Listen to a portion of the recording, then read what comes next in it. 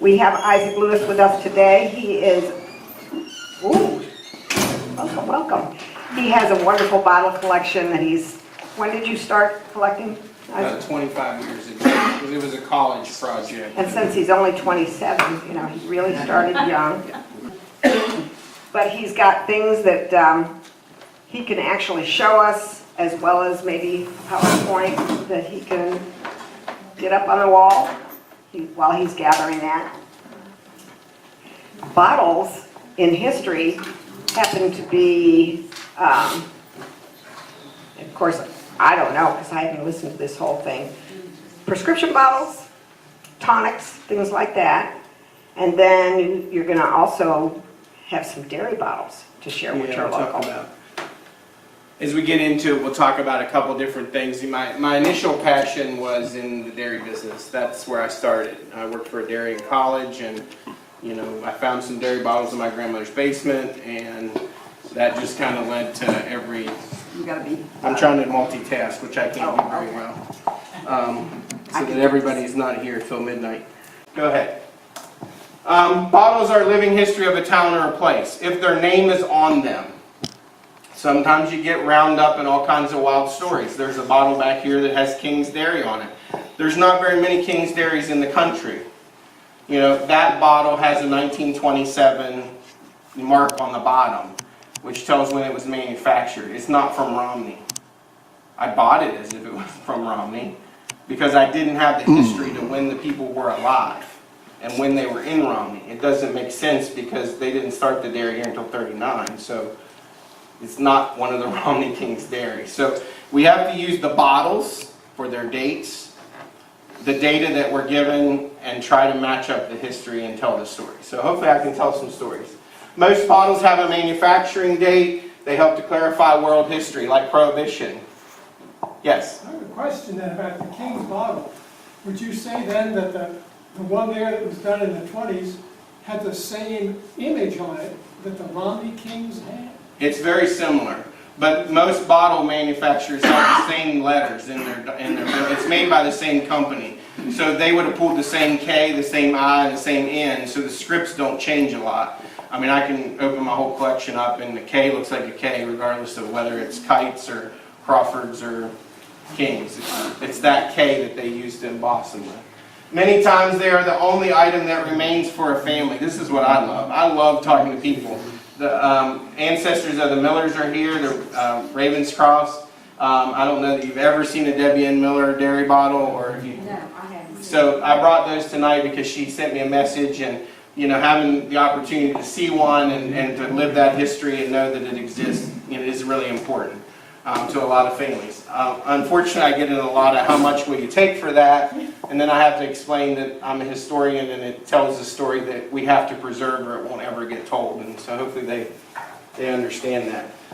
It tells the story of food and health too. We'll talk about the difference between a druggist, a pharmacist, and an apothecary. They're very different, and when we talk about milk bottles tell a story, pasteurization, homogenization, why were they important, why were there health certificates that follow people around? You know, why did you have to upgrade? Why did you have to do different things? So it tells a lot of history from that perspective too. I will give you my sources. There's no secret. For 90 bucks, you can get 6 months worth of Ancestry.com, and you can burn up your computer if you want.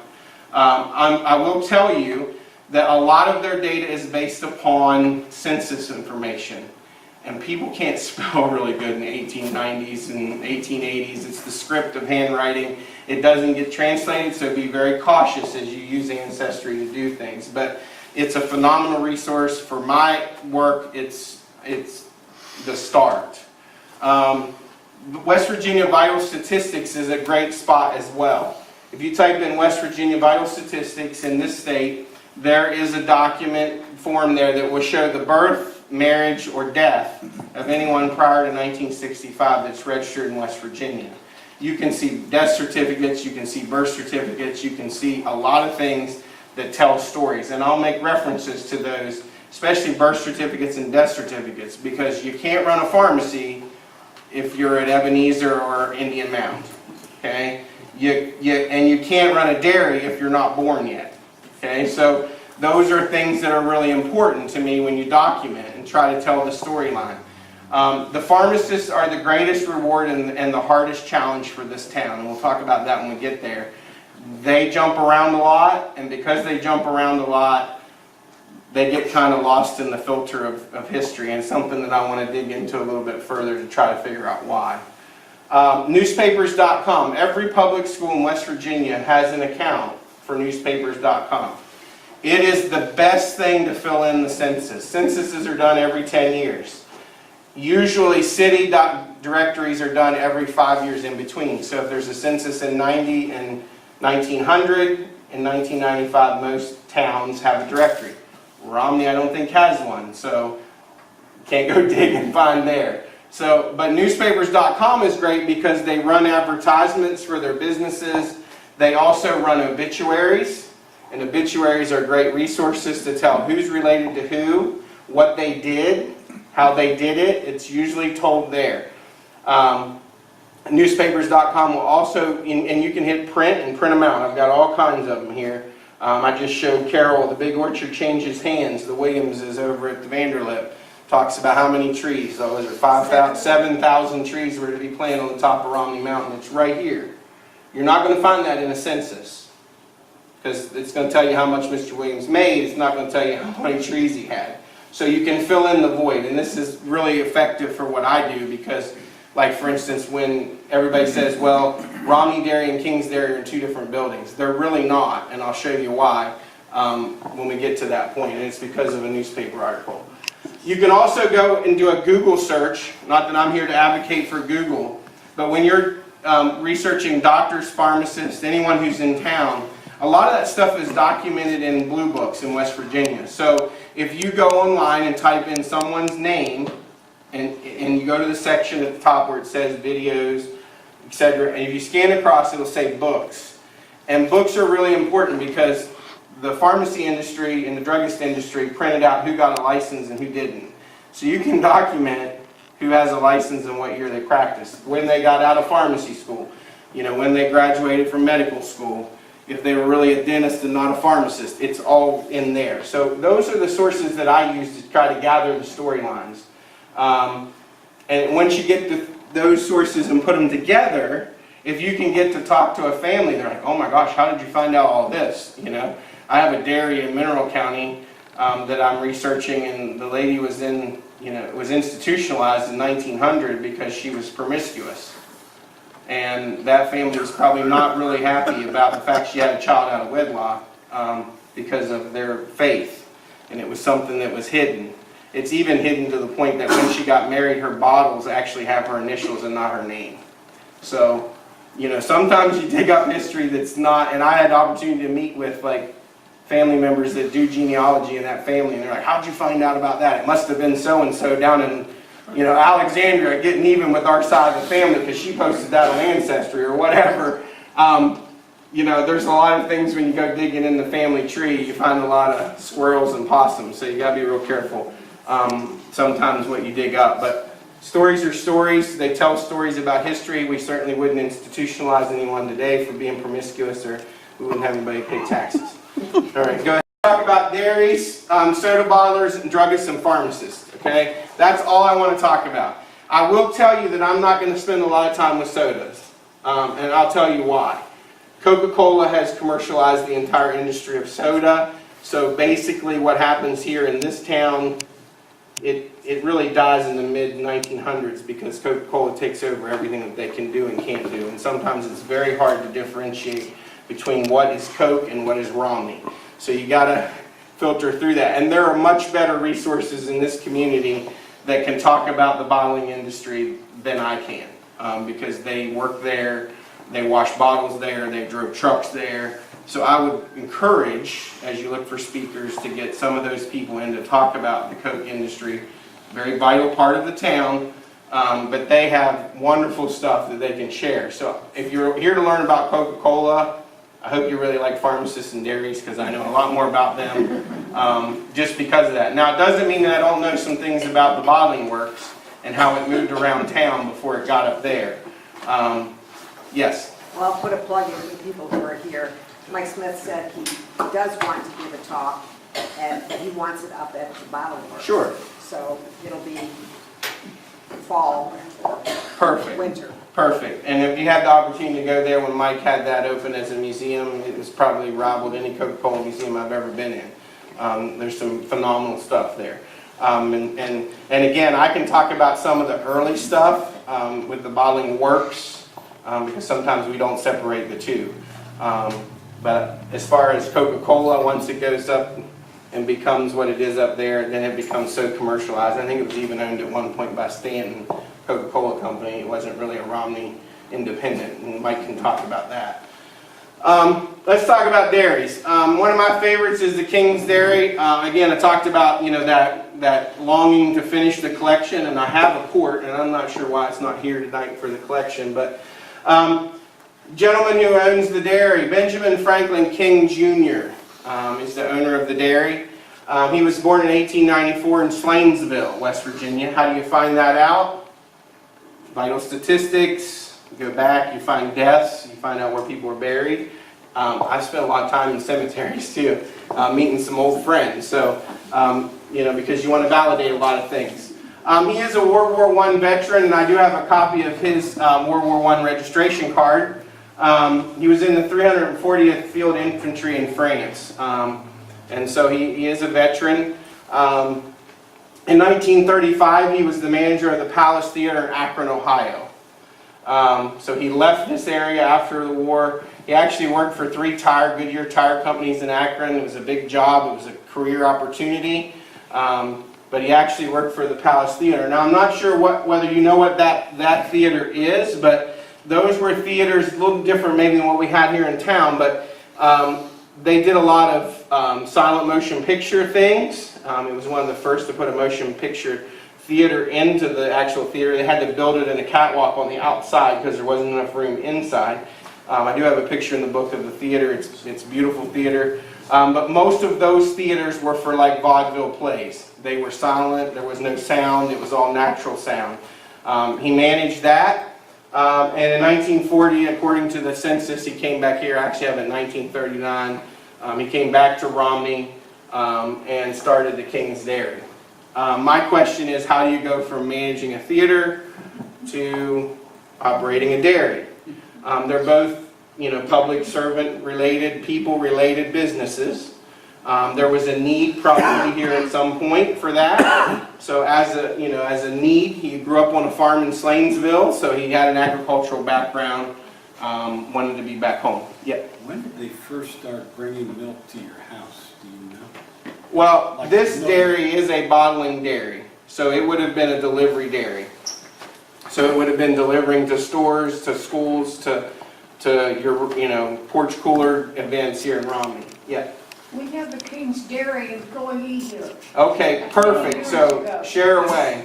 That's the other thing. If you have anything to add, I'm not the expert. I'm here to gain knowledge and give knowledge. So let us know who you are and, you know, what you. Well, it was a short employment, but it was in the 50s, and a man by the name of Don Spangler was manager then. He was a minister in a Christian church here at that time. But it was a very, there's a lot of competition in dairy business here at that time. Right. And From out of town. yeah, Right.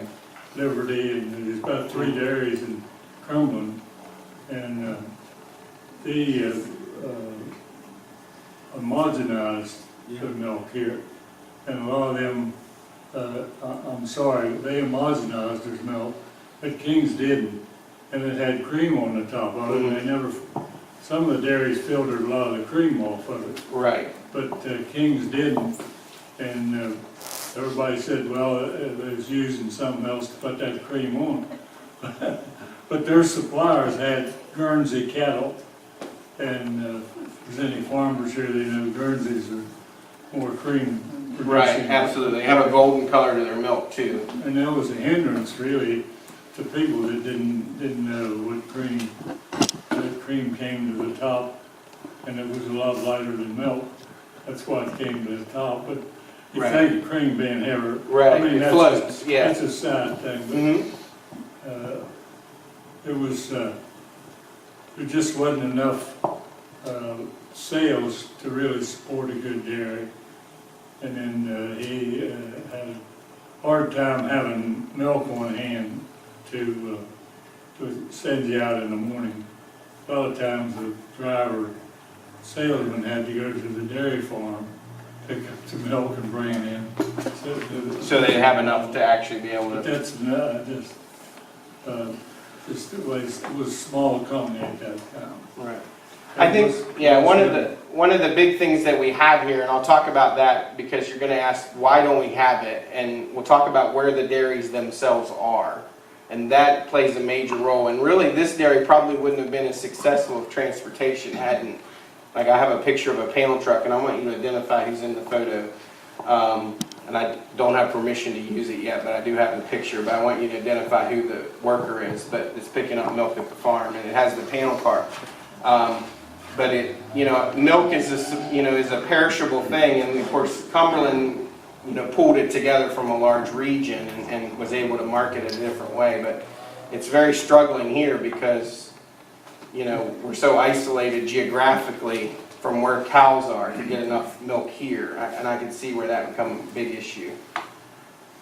Well, the dairy was located down where the flower shop is. Right, Romney Florist is the block building.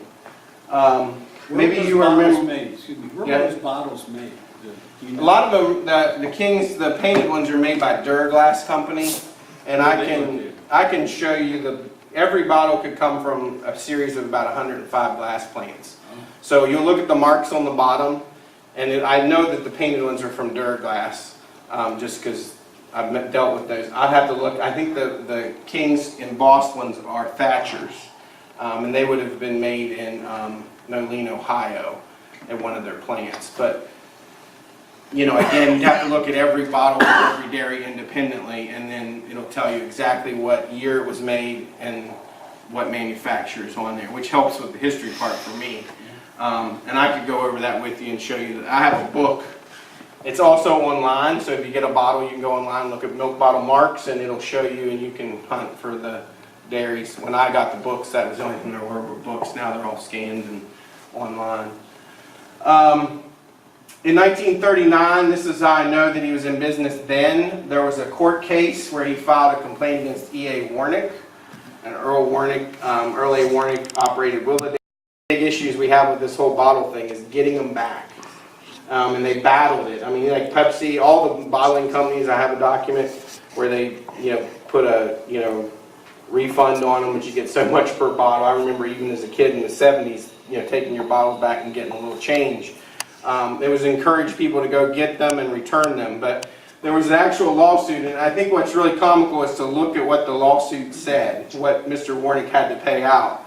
It was estimated that he had stolen 400 milk bottles, which is a lot of milk bottles to be missing, and Mr. Warnick settled for $40 at that time. If Mr. King only knew how much they would be worth in 2015. But a very small amount of money for that point in time, but an awful lot of bottles came up missing. Benjamin King died in 1945. He's buried in Indian Mound Cemetery. I need to go visit him because I think that I haven't been there to actually look, but I've seen pictures. I don't think he has a military plate. And I think that, as a bottle collector, get out and reach out to the family and figure out why his military isn't. Most military individuals who give service to our country have a military plate that says what branch, what war, what years they were involved. So, Bertha King, which is his wife, sells the Romney Dairy Cooperative to Romney Dairy Cooperative in 1951. I have that news clip, and we'll talk about how the Romney Dairy got started. But actually, that's the year that we kind of say this is where the transition is going to occur. Any questions about King's Dairy? I can tell you some additional ancestors. If you go back further, you're going to see a tie-in to the McKee Funeral Home. Welby McKee was one of the founders. He was a casket maker, carpenter in Slanesville. Mrs. King was actually a sister to Welby McKee, and you can do that lineage out. So that's another avenue you can explore the local business.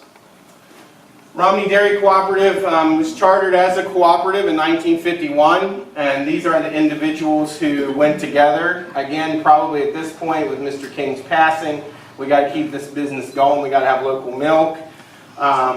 Peyton F., that's Fox, Peyton Fox Parker, and William V. Voss Parker. Mr. Parker died last summer, I believe. I live on his farm. His father was Peyton F. They had Guernseys and then later converted over to Holsteins. Howard Shingleton is from Hanging Rock, which is down towards Cape and Bridge there at near the Liberty Station. Orland Hebner, who has a very, if anybody has any information on him, I'd love to talk to you about it. He actually becomes a manager of the Romney Dairy, but he has a wonderful history in Cumberland with the dairy industry with his father-in-law, Rufus Lamp, had the dairy where the airport is. But he was from Springfield. He had a farm in Springfield. I've got to go play at the deed books and figure out where that is. James F. Bowers, that's Junior Bowers. If you remember Junior Bowers, he was a milk hauler there, slightly up 46, about a mile on the right, his farm was. Ira Brooks is from Pinto, Maryland. So he actually hauled from Pinto to Romney, which is quite a distance to bring milk. Alex Wagner was the first manager of the Romney Dairy. Don't know a lot about him at this point. I know in 1954 they went over a whole plant modernization where they put in a new ice chiller, they put in a double storage, they put in a new ice generator and a steam plant. Were installed to bring that, again, this is how we document health history, to bring that plant up to standard. Yes? Do you know, is Alex Wagner, is he a brother to Mary Sue Williams? I have no idea. I haven't done that research at this point. Well, I do know that Mary Sue had a brother that lived in Martinsburg, and he was in the milk inspection business toward the end of his life for the federal government. He went around and inspected farms and stuff. So I would say there's a good place to start if you want to learn about Alex Wagner. Yeah. Gene Williams. Certainly, yeah, we can take a look at that. He's still living. No, I think he's passed. Yeah. They've also put into place a can sanitizer. A lot of the dairies brought milk in cans. That was their mode of transportation before there was an actual dairy truck that went around from farm to farm and picked up milk. This is a biggie because if you don't rinse them out and disinfect them and they go back to the farm and set, then you have this whole bacteria issue. And in the 1950s, there's a huge human health concern with milk, and at that point in time, we have a lot of testers that go around and begin to start pulling samples from cows and testing for things like somatic cell and mastitis and things that are important to human health today. I have a lot of DHIA records, which is Dairy Herd Improvement, which if you're a member of the DHIA, you test every cow in your herd every month.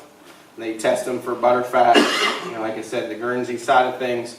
Usually always won the butterfat side. Guernseys are really neat cows. They produce casein B, which is different than casein A, which Holsteins produce. There's a lot of research right now being done on autism because the first thing they take away from individuals with autism is casein. We're finding out that casein B is actually does not create the discomfort and issues that casein A does. So Guernsey cows, thank God for all the farmers that kept them alive and kept herds going of Guernsey cattle, because I think we're going to find something there that's important from an animal science perspective. They also do not break down carotene, and that's why their milk is a golden color. So a lot of the farms had them, but again, they later in the development of the dairies were being paid by the pounds, not as much by the butterfat content.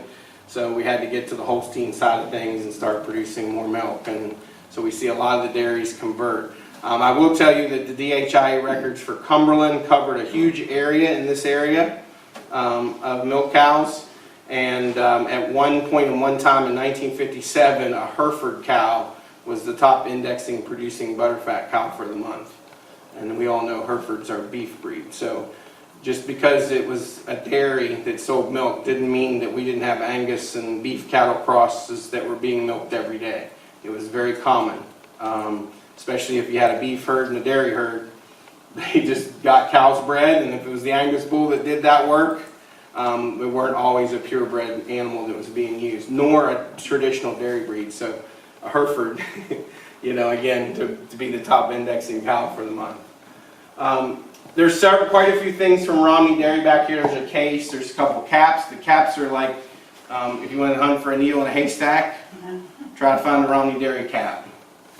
Been in this a long time, been to a lot of auctions, dug through a lot of drawers and houses, and I was fortunate, 2 days ago, Pam, to put some Romney Dairy caps in my collection so you guys get to see them.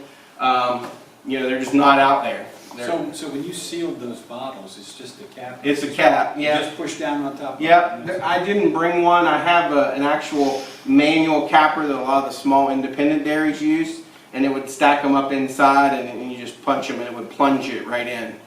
There's a game, if you remember Pogs, that the kids played where they'd stack them up and they'd slam them with a slammer. That's a dairy game that started in dairy plants, and it's kind of like marbles, but it expanded. It's called Pogs. When I was in middle school, kids played Pogs and had different designs on them. It's a dairy thing. But it basically would plunge that. And there's different seats as the bottles change. Obviously, the quart bottles are a bigger diameter, and that in itself is a whole new study. But ideally, most all of it was cardboard. They did go to a full cap like Barton's Dairy, and some of that stayed in the bottling part of it a long time. Some of them converted over to wax cartons. Harper Central Dairy in Moorfield converted over to a wax carton before they decided to sell out to Royal Dairy. And so you get a lot of transitioning. But when they were done, they sold their machine to New Creek to Quality Dairy, and they used it for a few more years before they converted and sold milk to Potomac Farms or another larger corporate dairy. In a corporate setting, I don't know how you put caps in at King's, probably by hand. I don't know if they had a capping machine that did it. I don't remember. I didn't work that much right inside it. Right. The delivery part of it. I do want to show you that picture because I want to know who that person is. It's wearing a black, you could tell he was moving cans because he had a black, almost like a rubber apron to keep that milk. Because again, if you've ever worked in a dairy, which I have had the opportunity to do, so I paid for my way through college, you get milk on you, and it's raw milk, you have attracted mother's most perfect bacteria. It's wet, it has sugar in it, it has fat in it, it smells good, so every fly and every bacteria in the world is going to find you, okay? So those are things that you had to deal with every day, and so like the can washing machine certainly. Yeah, it came from the dairies, dairy barn and can, They were about 20-gallon cans. And heavy. They came from the dairy, handles on them. And they dig into your body too, and That's why they had to wear that apron. dig in. So the question becomes, why is this not the dairy mecca? I collect Mineral County. There's 40-some dairies over there that bottled and sold milk. Why did Romney not get the hitch? Well, one of the things that helps it is that in Hampshire County, the roads to Romney are really poor. And we think they're really bad today. Imagine when they were all dirt. Some of you in here can imagine what they were like, all dirt. I can't, but I can only imagine what Jersey Mountain Road would have been like on dirt. Especially with all the flooding we've had. Our dairies are geographically isolated because in order to run dairy cows, you have to have a lot of resources. One of those resources is land, where you can raise the necessary grains and feed that they eat. They're the hog of the farm, man. They eat a lot of stuff. When you start gathering silage and forage, you got to get near our rivers. And we're blessed because we have the Capon district of water that runs down through. The South Branch all had dairy cows on them all the way down. But unfortunately, where there's water in the river, there's also the railroad. And so because it was convenient and corporate dairies offered you a premium, a lot of our milk here went on the railroad. And I'll have a couple examples back here to share with you. Fairmont Creamery in Pittsburgh, Pennsylvania, was able to do it. The South Branch Railroad. Look at how many, stops there were along the railroad in Romney. Let's take from Moorfield all the way to Green Spring. How many stops that train made? At every stop, they could fill cans. Cans could be switched out in the cars, and milk could go out of here pretty quickly. The B&O was pretty They owned a lot of ice houses and things, so they were very efficient in moving it and keeping it cold, because again, it is perishable. And most small producers had 2 cans, which means one's in the car. They were typically numbered. So you had, in such and such car, you had slot 22. So when you went to deliver your milk, they would put your milk in slot 22 and give you back your can.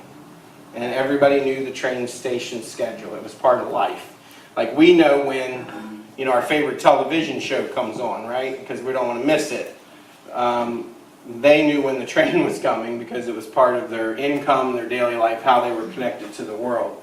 The tag typically would indicate what corporate dairy it was going to go to and what station. I'm going to show you 2 back here. There's not a lot of stuff in this area that has French West Virginia on it, which is a railroad station in Hampshire County that's over the neck of Levels. These are 2 B&O cans from Don Watson. You saw Ronnie Watson here earlier. And of course the lighting in here is... I just have to turn it over. These went to Fairmont Creamery in Pittsburgh from French West Virginia, D.B. Watson B&O Railroad can 14. So this cream can would have been filled with cream. Every farm had a cream separator. Didn't want to bring one of those, they're too heavy. But basically they would separate the cream off. It would be piled in here, it would go to an ice cream company. That can was owned by the B&O or just used by the B&O? I think that, I don't know the contracts, but from what I've been told, that the farmer developed a contract with the dairy, and then the dairy provided the cans, and you had like a core, like you had to, like if you kept it, they sent you a bill. Obviously he stopped producing milk, so they kept both cans. But you can see there, they've got the hinges on the top. The good thing about this is when they went to the dairy at the dock, they were unloaded, cleaned, and put back on the train. They come back to wherever they need to be. This might be 2 to 3 days exchange. It's not a coming back tomorrow. Whenever the train ran, then they would be back. Absolutely love these cans. I'd love for us to be able to document with all the work you've done with photography. If we could find these different cans throughout Hampshire County, which I don't have them, so I actually knew these existed because I put a lard kettle away and found them one day. But these are, were a life bloodline because it was an income that you could get. You could use your milk for your normal, duties that you needed to do around the house, but the cream was valuable. There's actually a Fairmont Creamery calendar here from 1940. Isaac, is that the same Watson farm that's Ronnie? Yeah, this is still Ronnie. runs? This is his grandfather, Donald B. Yeah. Hey, the farm was around. Levels, yeah, right there. If you know where Ruggles Orchard is or Otto Finley, There's it's some right there, across from the cemetery in Levels. And of course, one of the things that you have to understand about history is I love it. And when I go somewhere, it's something that I connect to where I travel. I'll give you an example. My girlfriend, her grandmother lives in Danbury, Connecticut. Danbury, Connecticut is known for its beaver hat production. Okay? They made more beaver hats there probably than anywhere in the world. So I, being the historian, show up. This lady has lived her entire life there, love her dearly. And I show up to her house, and the first thing I want to see is a beaver hat, or a beaver hat factory, or a beaver hat museum. I want to see what one of these things looks like, It's so bad that the mascot for their high school are called the Mad Hatters, because if you know the story about making beaver hats, the chemicals of mercury killed their teeth and their face, and they looked like they were crazy. That's So, where the word came from. Mad Hatter. So, from that perception, I'm sitting at dinner eating, and again, she's lived her whole life there, loves the town dearly, and I said, Grams, I'd like to go see a beaver hat factory. She goes, well, that's interesting. I said, well, do you know where there's any of those at? She goes, now that's the kind of question you would ask someone from New York City. And I said, what are you talking about? How many toes the Statue of Liberty has? I don't know where there's any beaver hat factories. That's one of the things you have to understand is that not everybody's excited about history as you are. And they don't, and some of them let it drift away. And I could ask Ronnie to go back through, and I knew Don and grew up on the farm and butchered there as a kid and knew him, know when he passed away. But I can't tell you how many cows he had. I can't tell you what kind of cows they were. And Ronnie probably can't either. And not everybody holds on to that. And so that makes this hard. But what I will tell you about the people that have this, they would love for somebody else to put it together for them. They want to know. Much the generation previous to me, my mom and dad, and some of you in here that were my mom and dad's age, you guys left the farm like in a blaze of glory, dust flying out the back of the car as far as you could get away from it, because that was work and labor and heat and stress. And you got a job working 40 hours a week because you didn't have to be on the farm. So a lot of those people dumpstered everything that really makes history important because it wasn't a connection. They're the ones that shot up all the milk bottles with BB guns. Because if I shot one up, I didn't have to fill it. You know, they're the ones that broke axe handles out of axes because they didn't have to cut brush anymore. So, you know, again, just because we live in Romney and all of us in here love history, you wouldn't be here, you know, doesn't mean that everybody else that lives in town is that excited about it. And sometimes we do things that maybe we shouldn't in preservation because we're not involved. And so I'm excited about that part. So I encourage anyone that goes to New York City, on behalf of Grams, please ask somebody in the city how many toes the Statue of Liberty has. I'm sure they don't know. But again, this is part of the history of the county. This stuff left. The dairy products left, which was vital to small farm communities because this was an income that they got a check every so many weeks for their cream. It kept the cows going. It allowed them to buy a tractor, things that they normally wouldn't be able to do. And this actually came from the estate sale that these cans, the farm that these were from. So, and this came from a Hampshire County estate sale I bought. It's a Potomac Creamery. It came to the same place that this cream can. They were tied together. So this went to Hagerstown. I'm not sure how they shipped this. It probably was just tied together, but this is a claim tag for Hagerstown, Maryland. Potomac Creamery was a large creamery operation. They bought a lot of milk from this area. One of the reasons that they like this area is because we have good grass. We do. We can grow grass here in the valley better than anybody. That's the ag background that I have. If you notice how many beef cattle we have here today, think about cutting that number in half and replacing it with dairy cows. Good grass makes good milk. People want it. They want to be able to use it. So I'm not encouraging anybody to get back in the dairy business. But again, that's part of the history. I encourage you to look at it. Again, you probably won't find a lot of things that have French West Virginia on them. Just because it's an isolated train station. It has a great history though. I think I can remember when I used to go to the neighbor's house and get a quart of milk for 15 cents. And just, yeah, and that was kind of the self-management thing. And Yeah, they just had a couple cows in milk, and he delivered, but I was a young girl and I would go to, well, you know where the house is on the curve in Springfield? right. That's where they lived, and I went there and would get a quart of milk for 15 cents. I've been told stories. I know there's a Biddle and Miller bottle from Westernport, Maryland, and as you've been to Westernport, the buildings are elevated off the ground and so that you're on roadside, but the bottoms are open to the creek. But they would kept their cows underneath their house, and they had 3 cows, and when one of them would freshen, they'd take her back to another dairy and get her bred, probably Ravenscroft's or Cosgrove's, and get her bred. When she freshened, they'd bring her back to town, and she lived in town underneath the houses. There's been other stories. I know that Dave Parker was here talking about the Parker House and how that area of town, you know, when I was a kid, that was the A&P, but before the A&P, there were probably hog pens and all kinds of things in the splits to what we know as Vandiver or Van Devender. You know, again, we start changing the names. Van Deventers called their home near Stanton, Virginia. He moved to Hagerstown and was elected tax collector there. He ran the West End Druggist. There are Hagerstown bottles. I've only seen 2 of them online. I've not seen one in person. I know where there's one in a collection. His scripts are found in the Davis house. So if you have an opportunity to go there, I had the opportunity to go there and look, and there are lots of them. Some of them say Robert L. Van Devanter, Apothecary, Romney. And this is where the mystery becomes. This is where you try. He's not in any of the deed books in Hampshire County, so we think he didn't own any land here, didn't own any buildings here. As many of you know who've been on the Hampshire History website, I've been plugging at who was the pharmacist that was in the Workman building, because if you read this document, they moved the pharmacy to the left and remodeled to put the bank in with the Hampshire Review upstairs. Okay, so there was a remodel there, and it says drugstores being moved to the. So who is that person? You know, again, this is that history. You got to dig and dig and dig and churn until you can find it out. I don't have any proof that he was there. I don't have any proof that he wasn't there.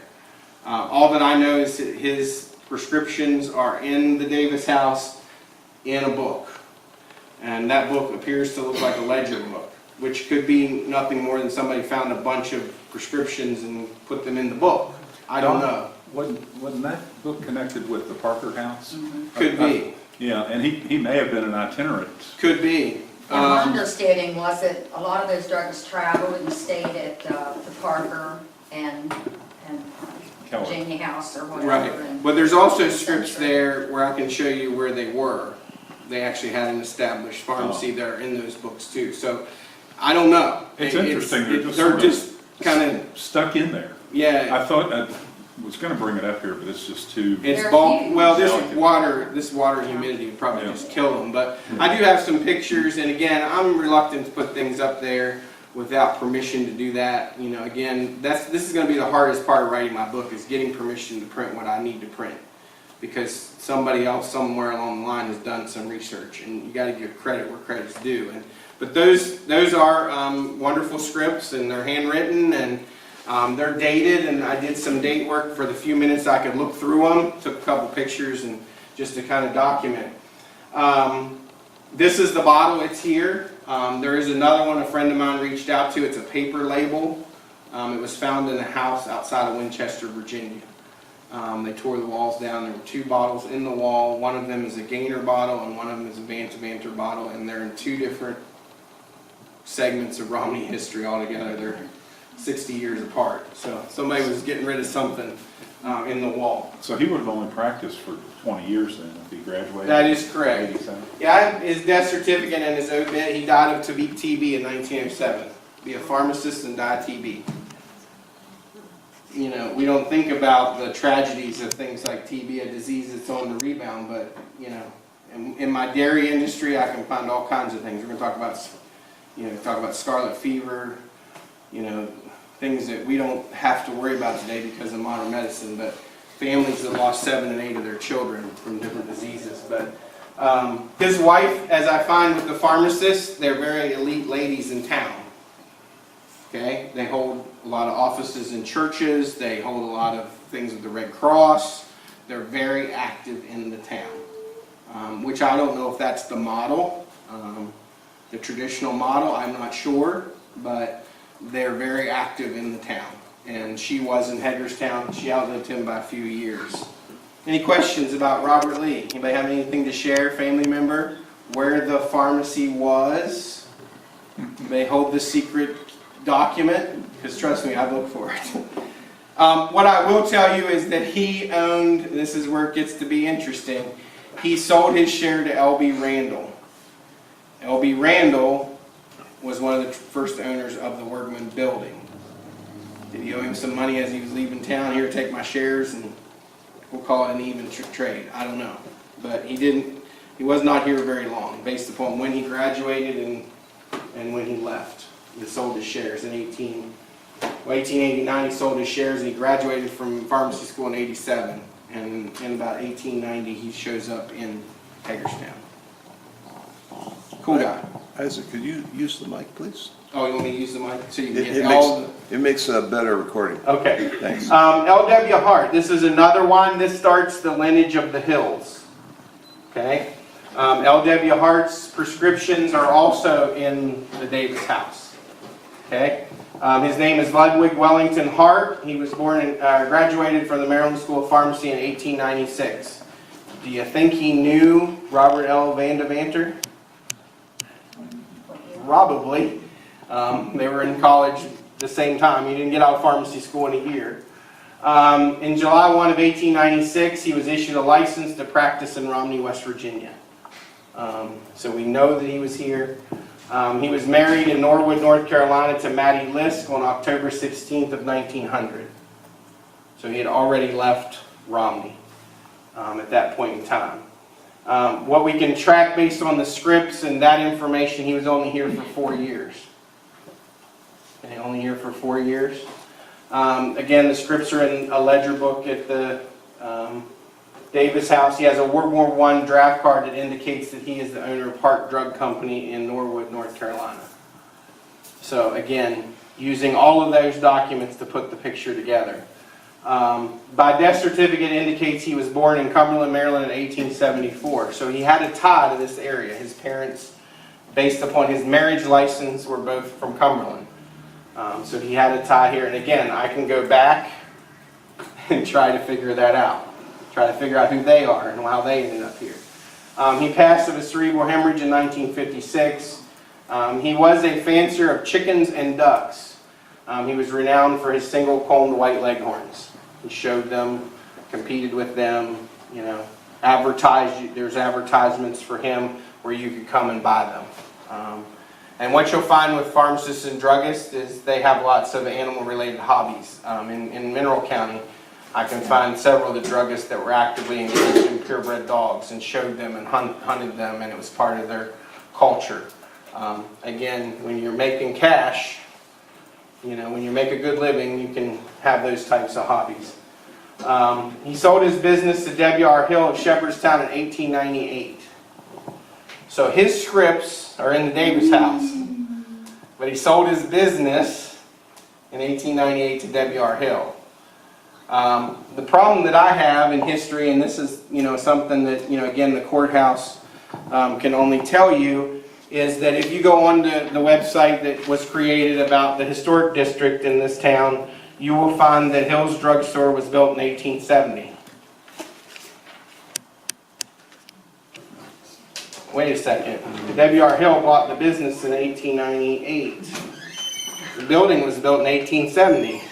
Some of those may not be correct. Done by a consultant for sheets, so you can't be certain. Okay. So those are the history's mysteries that you have to figure out. Who was there before? Who was in this building before? I will tell you that on this, it's also listed as Randall's store.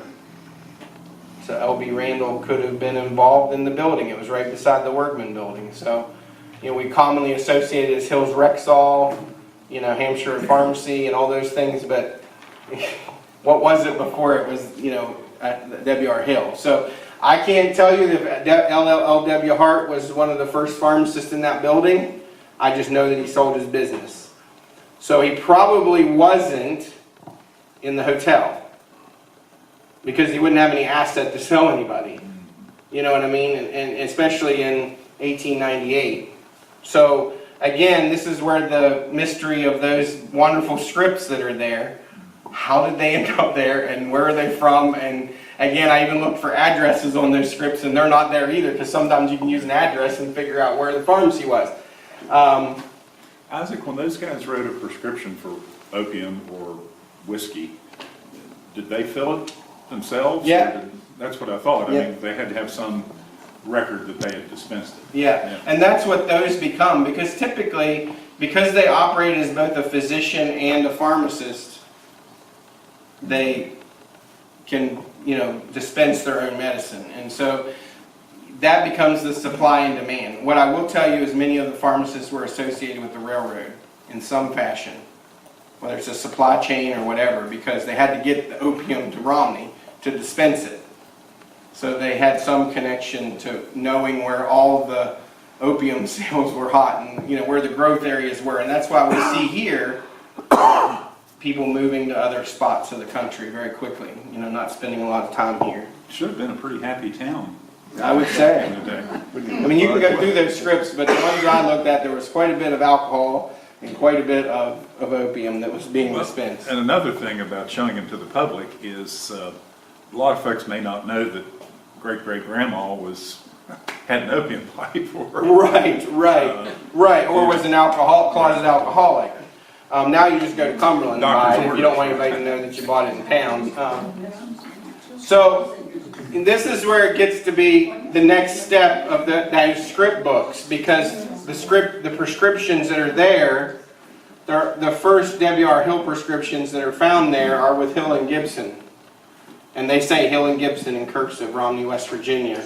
1898, W.R. Hill buys the Hart's Pharmacy. We know that, Walter R. Hill, and there's some documents over here. Obviously the long lineage of the Hills in the pharmacy business with the map and so on in the building. In 1899, you'll see the Hill scripts are found in the Davis house. So we haven't got to the 1900s yet. And in 1900, Hill buys out Dr. Gibson. But what's really interesting about him is that he's a dentist. He's not a pharmacist or a druggist or a doctor, a medical physician. He's a dentist. And again, that might have been the need. But he's also from Shepherdstown, and so we know where W.R. Hill was from. So they grew up and played together and saw the world together, and now they're in business together. He graduated from George Washington School of Dentistry in 1897. In 1900, it shows Dr. Gibson living with his mother, practicing dentistry in Shepherdstown. So we know by at least 1900 that he is no longer in Romney, that him and Mr. Hill have seen separate ways.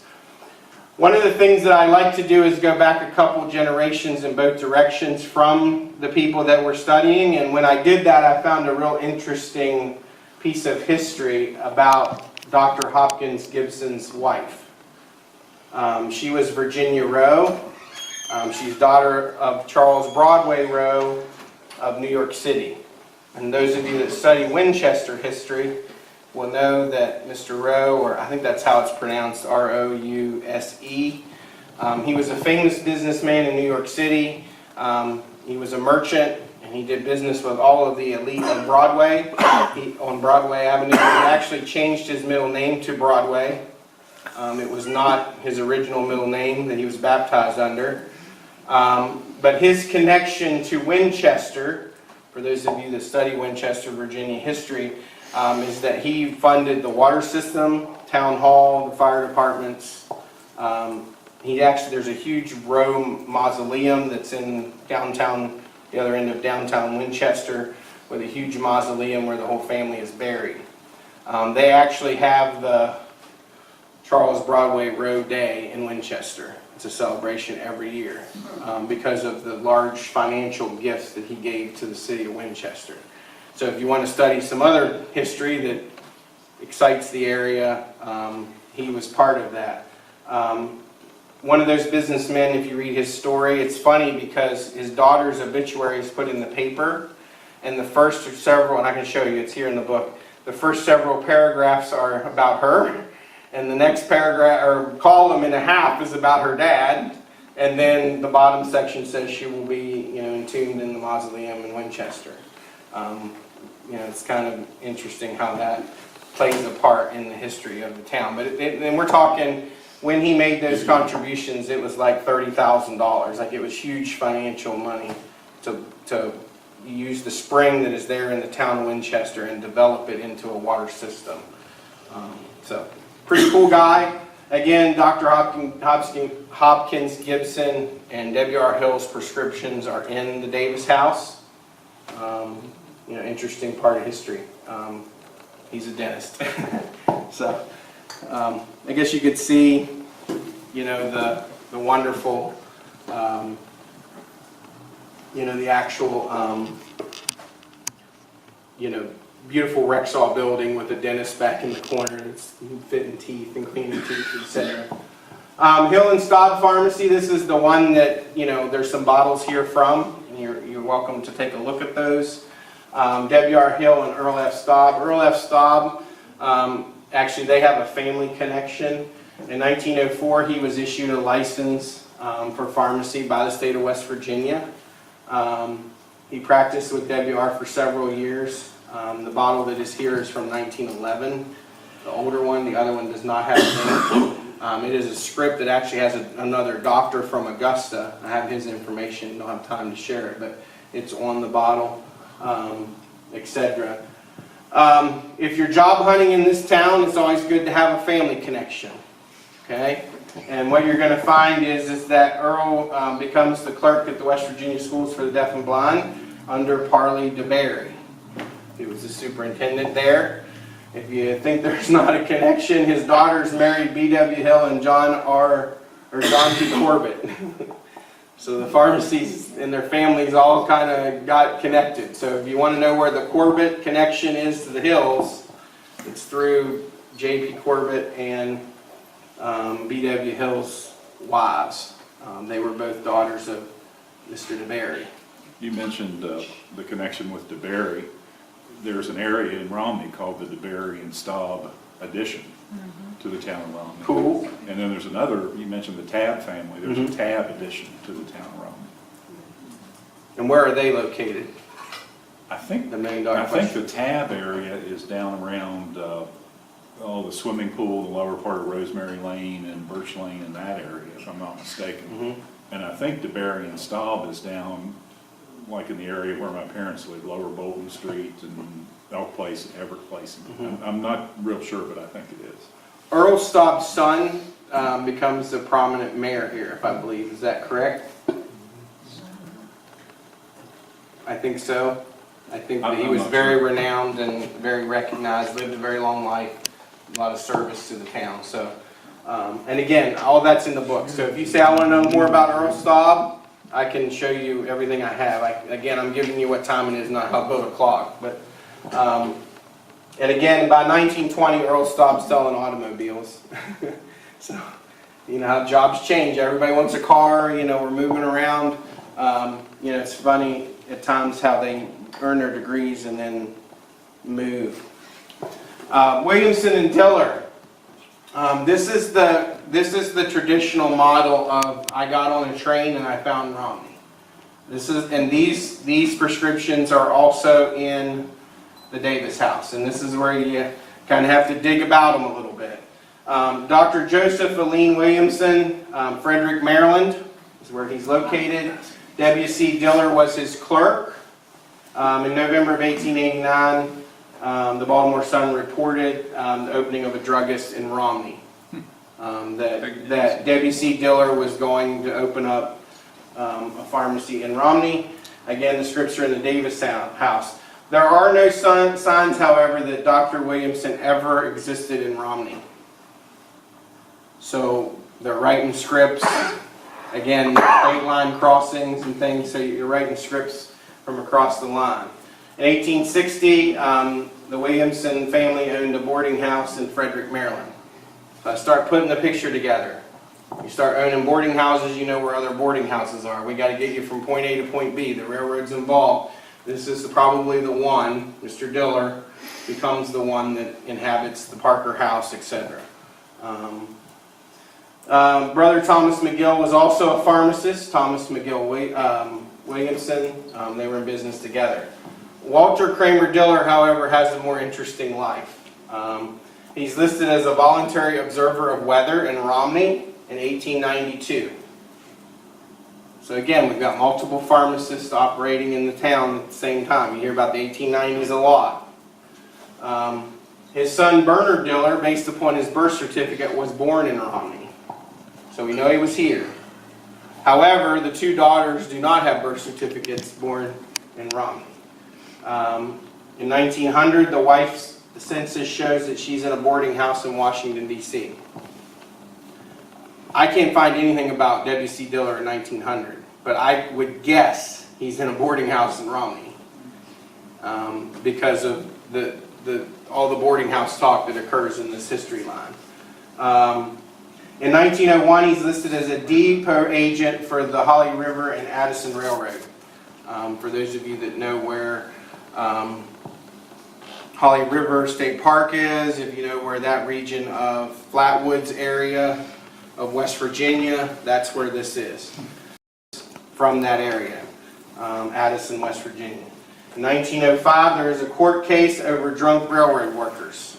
And basically, he was the depot agent. They got into the hard cider and liquor and drank it, and they were all drunk. The guy that bought it got empty kegs, and he was unhappy about it. And so there was this huge lawsuit with the railroad, and he ends up having to be in the court case. And for those of you that know the legal world, it lists W.C. Diller said, and it's listed all the way out, everything that he had in his testimony. By 1910, however, he's practicing pharmacy back in Washington, D.C. I don't know how in the world, in my opinion, understanding how you end up in Frederick, Maryland, Romney, center of West Virginia, working for the railroad, and then back being a pharmacist. I don't know how that works. I don't know, and I can't tell you, I don't have any other history to share with you about how that happens. I don't know if they're running from somebody. I don't know how your wife ends up in a boarding house in D.C., where her family was, and he ends up in the middle of West Virginia. I can't tell you that history. I hope somebody can tell me sometime why that occurs that way. But I know it has something to do with the railroad, because that's the connection. You know, at this point in time, how you're getting around and working for the railroad becomes important. The cool thing about him in 1920 is he becomes a national inspector for weights and measures. When we finally decide that you have to sell milk by the gallon, not by a gallon or 3/4 of a gallon, he's the one that says, you know, we're going to go out and this is what a bushel is. You know, so we start looking at core standards. And probably his ability to work with the railroad and his ability to be a pharmacist and measure makes him an ideal person for that. He does that job for a very long time. He's very clearly documented in history with it. J.D. Christopher and Company, notice it's blank. When I was prepping for this on Wednesday and doing my wonderful research, my last minute, let's fill it in, found another pharmacy. And this is what I know about it. Nothing. Okay, so what I'll tell you about history is just when you think you have it all done, something else comes along. I do have an inclination, based upon the fire records of Romney, that Mr. Christopher operated the pharmacy that is in that map, that is Mr. Ralph Haynes' office that was downtown. His son was a famous veterinarian here in the area. Was very recognized for his work in veterinary medicine. As an animal science teacher, I can't wait to do that research further. There are ads in the paper that they were requesting cooks and bakers for summer guest home. Might be the Hampshire House. You know, might be, I don't know what they ran in town. But, you know, this is the next step of history. This is how it evolves. As you start to dig and find, you find more, you find more. Then Dodd Calvert calls up and you run into you at the meeting and you say, oh, there's a bunch of scripts over here. Just when I think I've got it all solved, now there's more to do. And it happens with the dairies too. It just takes one more bottle to show up or one more story, and then you're digging and digging more. So I look forward to being able to do this one. The Corbett history is more modern history, and the Gaynor history is more modern. Yes? Wasn't Dr. Christopher, the veterinarian, did he have an office in the back of That makes sense to me because J.D. Christopher, it shows a druggist in Mr. Haynes' office, and I approached Pam about it, knowing that she worked for Mr. Haynes for all those years, and being able to make that connection. It's probably very true. I mean, and he would be, those of you that are here that aren't me, because I grew up in Fort Ashby, would definitely, my dad probably could, oh yeah, travel with him all the time, you know. So that's the next segment. But it makes sense because there's a bakery right beside Ralph's office too that was there, and his office being the pharmacy and everything connected in that block. I think he walked back by the building and then went and kind of back to the park. Yeah. It was the Christophers. I mean, I was a little girl, I could know what. They lived upstairs over the business, the Christophers did. Okay, so the Christopher's business was in Mr. Haynes' former law office. Yes, sir. Perfect. The maps, see what I mean? You got to use it all. And I got looking at the Sanborn fire maps, and sure enough, it says druggist right there. And so now we have a match. So that makes good sense. The other side of it is, It's closed. well, you push pull. Open. So from that perspective, you guys were probably all here for the last presentation about the Parker House, and I'll touch on the Corbetts very quickly because that's more current information, some things that you might find interesting there. Mr. Corbett's father, J.P. Corbett, that's listed as the owner, the one that's in this specific, the one that we associate, his brother was also a pharmacist. J.P. Corbett was married, and his mother married Mr. Parker, Isaac Parker, that ran the Parker House. And then he later takes over management of that. You'll also find in the van, I will tell you there's one more source of information, but please practice all of your patience. And that is that all of the Hampshire reviews are on microfilm in the library. All the way back. So I was able to find ads for Robert L. Vantervanter, but at the top I can find the ads for J.P. Corbett, who ran the dry goods store here in town, which is associated with the Parker House. I will tell you that if you were here the last time when I gave that information to Dave when he did his presentation, that the original J.P. Corbett passed away on the train down at Wapakoma Station, which is there on the turn on 28. The train stopped suddenly. He fell between the cars and was run over by the train. He was the first casualty reported on the B&O Railroad in that branch of the B&O Railroad in history. He actually lived for several hours being cut in half. It's all in the paper. You know, you can imagine what modern medicine would do. The real part of that story, though, however, is the fact that Mrs. Corbett is pregnant at the time and 5 months pregnant with J.P., who ends up running the pharmacy. And that's why at his birth, he gets his father's full name, J.P. Corbett, because you'll notice he's one of the younger brothers at the bottom. He has older brothers that are at the top. His one brother was also a pharmacist. His other brother was listed in the census as a coffee salesman. Again, trades that they learned from the hotel. Coffee was big business, getting it into town. They had the dry goods store, etc. Again, the Corbetts, J.P. Corbett ends up marrying Mr. DeBerry's daughter, which makes the connection to the... So you have Corbetts on one side of the street and you have Hills on the other. So I don't know what kind of cantaloupe throwing contest or tomato contest it was and where you bought your drugs in town, but I'm sure that it was always interesting. I was told a story about, you know, the comedic actions of different people throughout that pharmacy.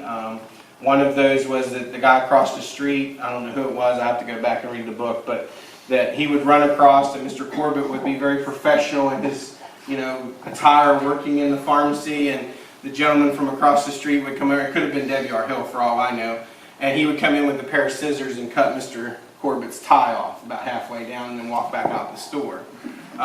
You know, so those were the kind of, you know, again, you know, the drugs that they were dispensing, obviously, you know, have effects on, you know, whatever, but that was the comedic behavior of that relationship. And again, I'll have to go back and revisit that story, but that was the relationship. One of the Corbetts actually was it's documented in the newspaper that he was talking about how physically fit he was and how strong he was, and he fell over of a heart attack like minutes later. So, you know, it's just that part of that, you know, feeling. The Corbetts are a very big part of the town history because of where their pharmacy was located and the long-standing tradition in pharmacy.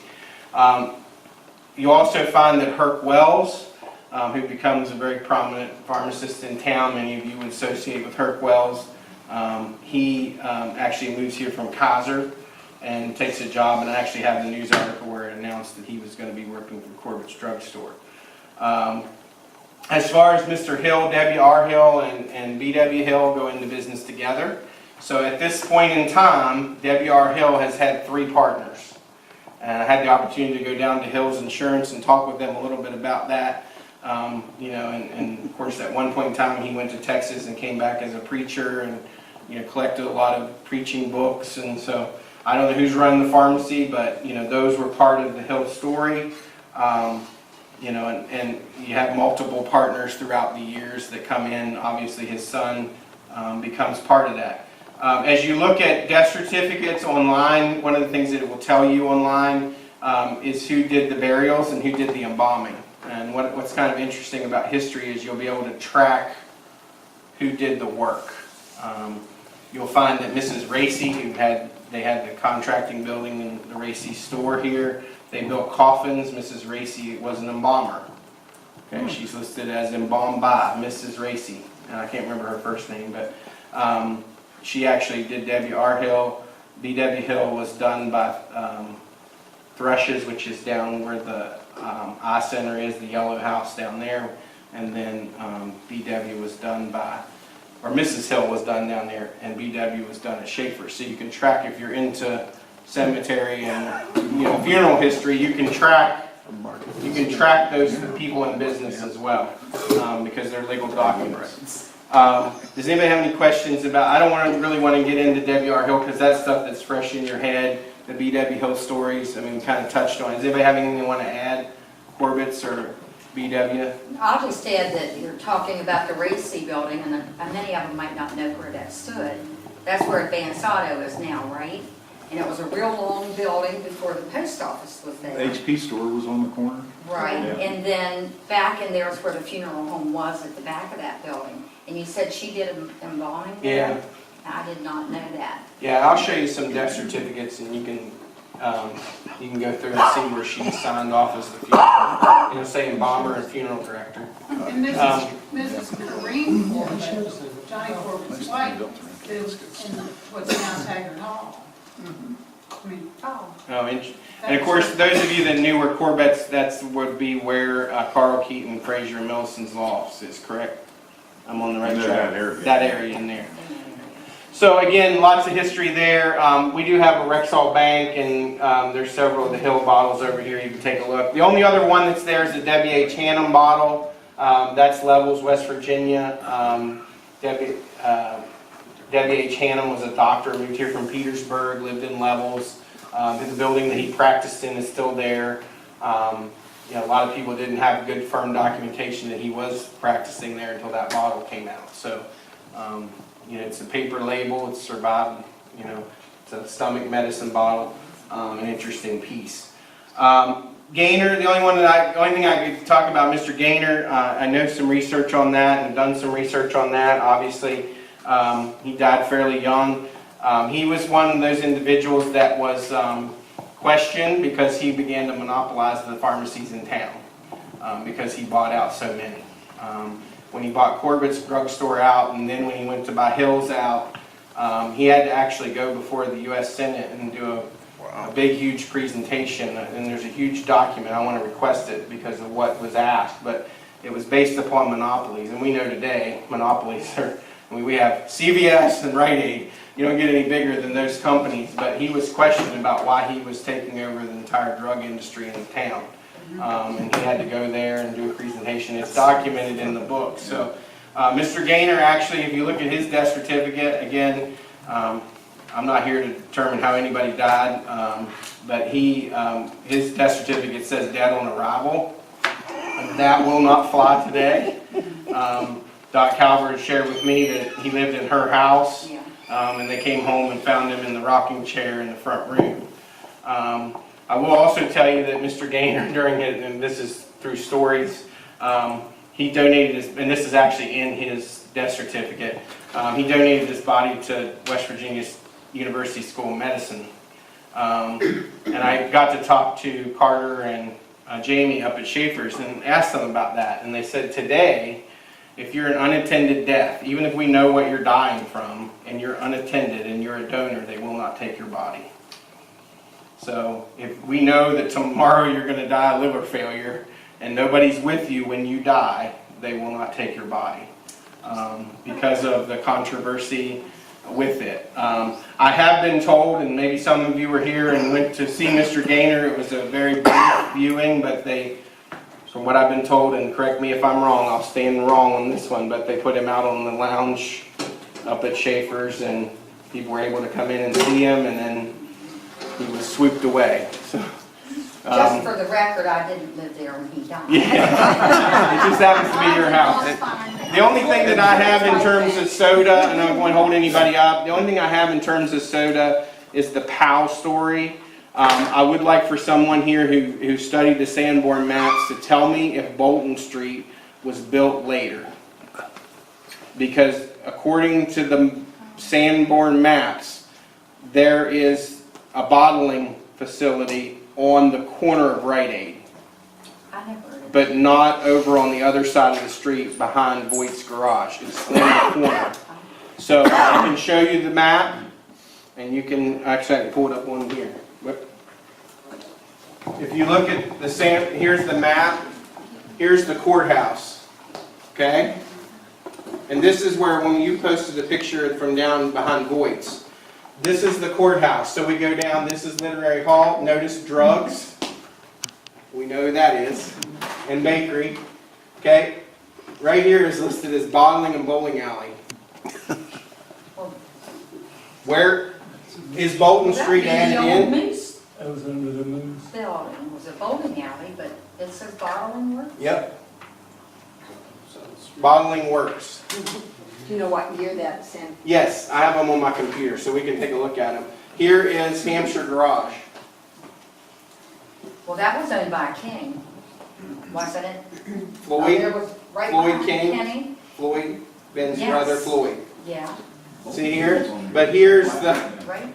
so again, we all have seen the maps and they're all on our Hampshire History website, but until you study them, this says Bottling Works. This could be the track of the first bottling plant. Then they went behind Voight's Garage, which is the plant that you have, and then to the Coke plant that we have up the road. But somebody take a look at this map. I don't know where the originals are, but I'd like to take a look. But it says Bottling Works, and then there's a bowling alley and pool hall. We have some gyrations of those that I have, a copy that Shirley Hall gave me, so we can look at. Well, Bolton Street hasn't moved. I mean, it was on the original plat. Yeah. Because it's down here, right? But, you know, as you look at the map, I mean, Bolton would be right here.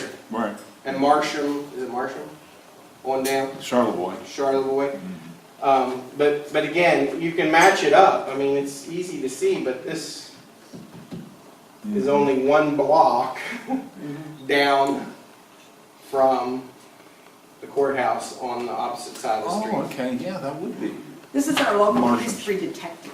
Well, Okay, we have a number history's of- mystery, and that, you know, and again, I just want to put the story together. Because there's bottles back here that say Bottling Works, there's bottles back here that predate Coca-Cola that say CC Soda on them, that have Romney on them, there's the Big Chief, there's the Verves.